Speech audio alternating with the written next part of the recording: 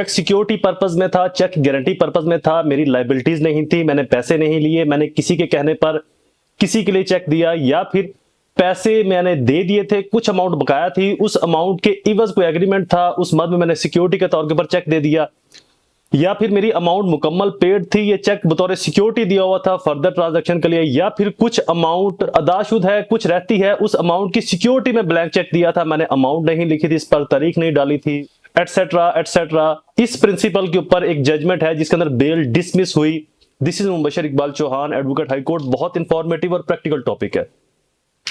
अक्सर मेरे पास चेक के मामलात के अंदर जब क्लाइंट आता है वो कहता है जी मैंने गारंटी पर्पस में चेक दिया था, मैंने सिक्योरिटी में चेक दिया था, या फिर मैंने एडमिट किया ऑनरेबल ट्रायल कोर्ट में या ऑनरेबल सेशन कोर्ट के अंदर प्री रेस्ट बेल के लिए कि मेरी गारंटी चेक था, सिक्योरिटी चेक था, फला फला फला।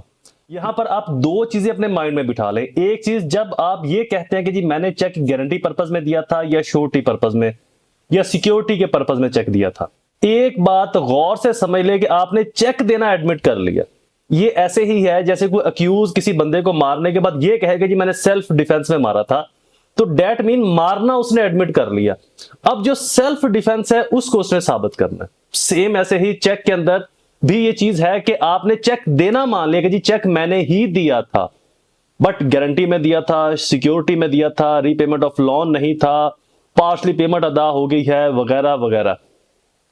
अब गारंटी पर्पस, सिक्योरिटी पर्पस आपके कह देने से अदालत नहीं मान लेगी, क्योंकि अदालत ने आपका जो पार्शली कन्फेशन है वो एडमिट कर लिया कि जी चेक मैंने दिया था, ये अदालत ने मान लिया। किस मद में दिया था ये अदालत नहीं मानेगी। उसके लिए अदालत कहेगी कि जी अब चूंकि आप अपने आप को बचा रहे हैं, चेक देना आपका साबित हो गया है, तो अब आपकी गारंटी सिक्योरिटी पर्पस को एडमिट नहीं किया जाएगा। कब किया जाएगा गारंटी सिक्योरिटी पर्पस को, उसके ऊपर मेरी वैसे कुछ वीडियोस अपलोडेड है, मजीद ब्रीफ वीडियो भी अपलोड हो जाएगी जल्द। So stay connected, subscribe the channel and follow the page. Judgement citation लिख ले, फिर आपको इसमें मैं ब्रीफ फैक्ट भी बताता हूं।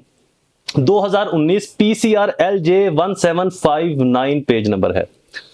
Security as a cheque, cheque as a security beside main ingredients of 489 of PPC, issuance of check itself carried an implied impression that the same was toward repayment of loan or fulfillment of obligations, unless there is some other agree condition of encashment of check even if unconditional enjoy the status of negotiable instrument। Cheque किसी भी condition में unconditional ही दिया गया हो, फिर भी जो check itself है वो निगोशिएबल इंस्ट्रूमेंट का स्टेटस एंजॉय करता है।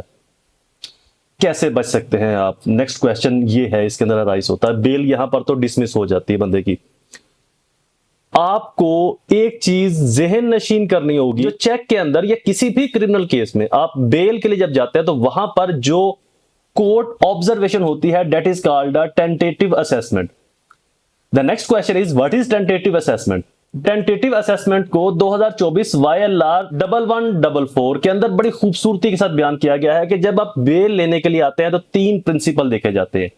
पुलिस की मेलाफाइडी है, कंप्लेनेंट की मेलाफाइडी है, वो इंग्रेडिएंट्स आपके ऊपर अट्रैक्ट नहीं होते।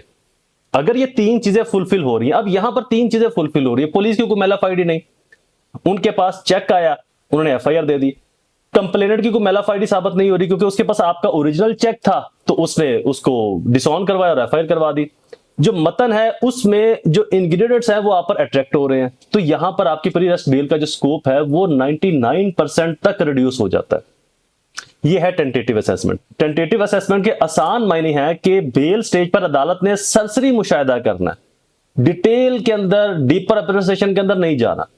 तो अगर सरसरी मुशाहिदे के अंदर यह साबित हो रहा है कि चेक आपका इसके पास है, डिसऑन हुआ, इनसफिशिएंट बैलेंस की स्लिप लगी, तो that is enough for the dismissal of bail. कैसे बेल मिलेगी आपको? The main question. उसके लिए आपको कुछ civil remedies, civil cases file करने होंगे। वो सिविल केसेस कौन से हैं और कैसे फाइल होंगे, इसके ऊपर मेरी डिटेल से वीडियो अपलोड हो जाएगी। Stay connected, subscribe the channel और मेरे फेसबुक पेज को फॉलो जरूर कीजिएगा। उन वीडियोस के अंदर मैं आपको थोड़ा सा डिटेल से बताऊंगा इन्हीं जजमेंट के रेफरेंस और व्यूज के साथ कि आपको बेल कैसे मिल सकती है, किस तरीके से आप अपने चेक को गारंटी, सिक्योरिटी या रीपेमेंट ऑफ लोन के अंदर जो आपकी पार्शली पेमेंट हो चुकी है या फुलफिलमेंट ऑफ ऑब्लिगेशन बकाया नहीं है, उसको आप कैसे जस्टिफाई कर सकते हैं। Video is complete. दोबारा हाजिर होऊंगा किसी और इंफॉर्मेटिव वीडियो के साथ। तब तक मुझे अपनी दुआ में जरूर याद रखें। अल्लाह ताला आप सबका हामी नासिर हो। वस्सलाम।